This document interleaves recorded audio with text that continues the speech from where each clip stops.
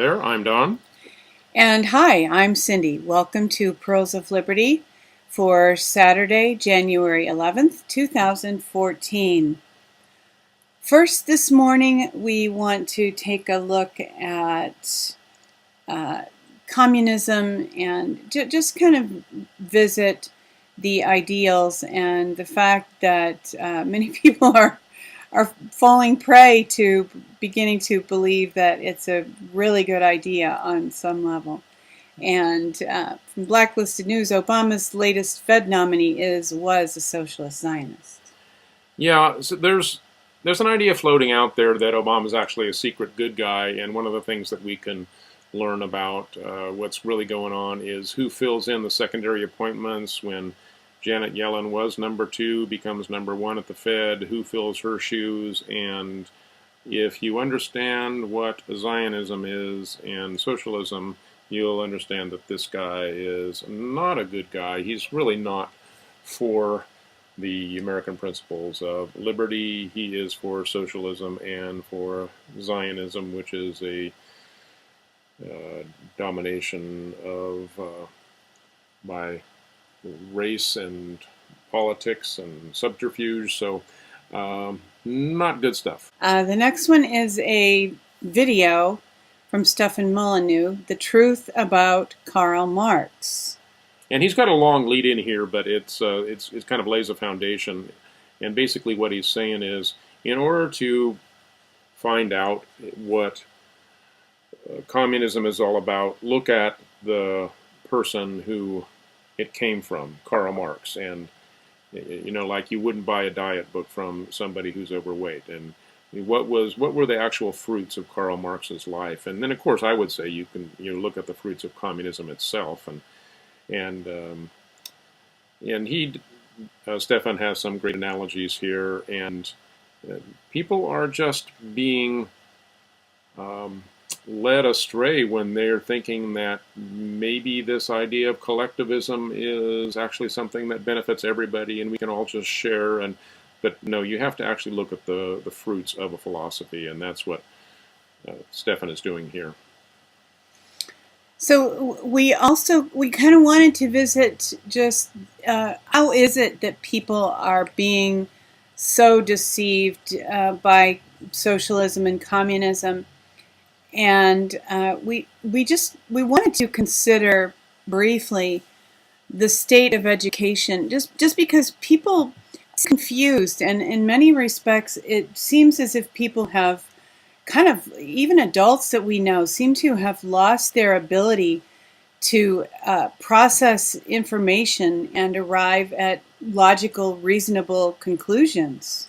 In this little video here, they're showing people that don't know basic facts about the world, such as, now a few of them got this right, is what are the neighbors to the United States, but they questions about how did America gain its independence. Nobody can answer that. And is that telling or what? When people don't know history, they're doomed to repeat it. So the educational system is actually controlled by the people that Americans became independent from. Doesn't that tell you that we're headed into a totalitarian domination unless we break free from it? And the first steps are, of course, understanding what the world really is and then understanding where it's going. So first we have to get back our educational system. And one of the things that I think really happens in education, when you get a bunch of kids herded together, the very act of the name of the Educational Act that passed when George Bush was president, No Child Left Behind, kind of says something when you think about what is going on. What does that do? That drags down the smart people to the level that the slowest, dumbest people can learn things. Basically, so in an educational institution, you've got a range of people's intelligence, and the smart ones get bored very, very easily. So I am not a big fan of mass education. I think education should be individualized as much as possible. Homeschooling is great. I'm just thrilled that Ron Paul is encouraging that more and more for liberty people. But what you have in this video is is kids that have just been dumbed down to the point where they don't know some basic things about the world. Yeah, this video will give you a chuckle, but it will also terrify you if you really think about it. And we just wanted to frame the whole idea a little bit by just the broader scope and the overall intention that has brought education to this point. And of course, Charlotte Iserbyt, one of the great whistleblowers about what's happened in education in the U.S. and in the world, has this video, Charlotte Iserbyt, Deliberate Dumbing Down of the World. And this is really just a sample. This is only 9 minutes. If you do a search on YouTube for Charlotte Iserbyt, you will find hours and hours of really great information from an insider who really knows the whole story. Yeah, unfortunately, education isn't really about educating people. It's about state control and being able to, in terms of the big picture, comfortably merge the United States with the Soviet Union. That's where education has been headed for a while. And individualism and high achievement have been not something that is actually a goal. That's definitely it's not about excellence. It's about hurting the masses. So yeah, again, as Don said, if you have children or grandchildren and it's at all possible to homeschool them, you can do a lot in choosing their curriculum and helping them learn how to think. I mean, I had some really good teachers in high school, but in many respects, my father was the one who taught me how to think just by asking me questions at the dinner table about what I thought about current events and various things that were going on and that I was becoming aware of. So education really begins in the home, and if parents are constantly on iPhones, computers, whatever, TV, the family doesn't eat dinner together.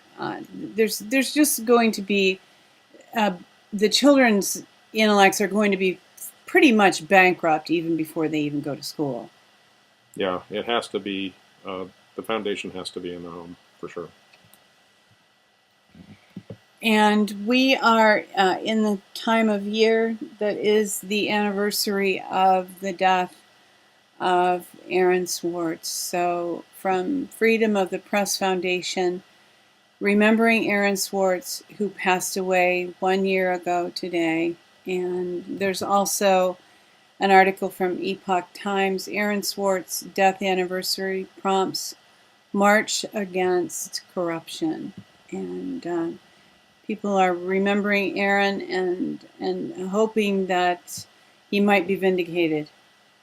Yeah, he is really a fine example of what the upcoming generation could be all about reclaiming liberty, because he was very, very knowledgeable, tech-savvy, put together Reddit and some other things. There's been an organization that's put together some things like a Dropbox that are for whistleblowers that are following in his footsteps and doing their best to keep his legacy of liberty on the internet alive.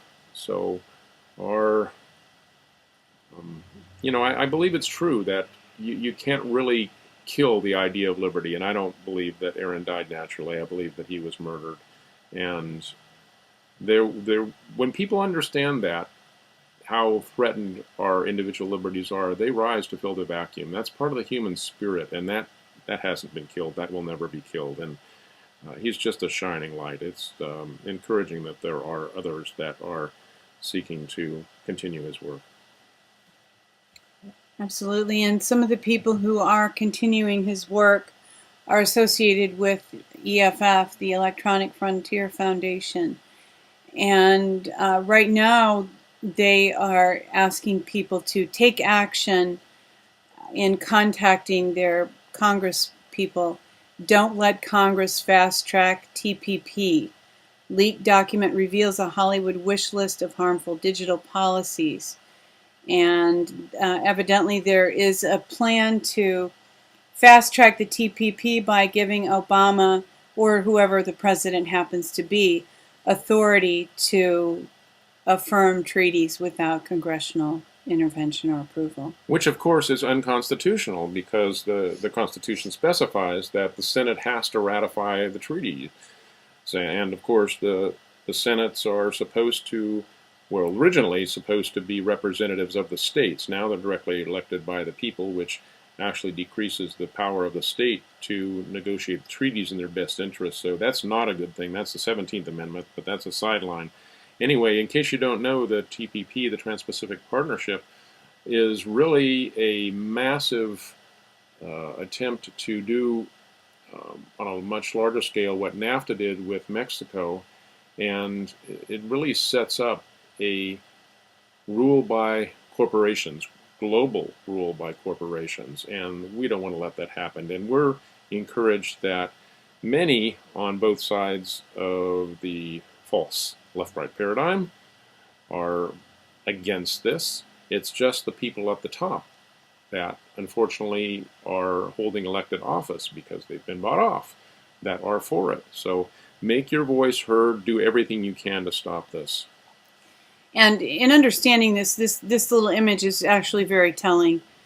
Trademark and copyright shaking hands with, what is represented to be the government. And it is true. Big content companies are pushing extreme copyright provisions in a secret trade deal that would put restrictive controls on the internet. This treaty, however it's presented, is actually has a lot to do with copyright, and it's the Motion Picture Association of America that is really pushing hard to get this passed. And what they really want to do is limit the flow of human creativity and human potential. And if you do some research on TPP, you will learn that actually under TPP, the creators, the artists, lose even more control of their copyright. And it's the corporations who benefit. And this really just nails down the flow of human creativity to a large extent.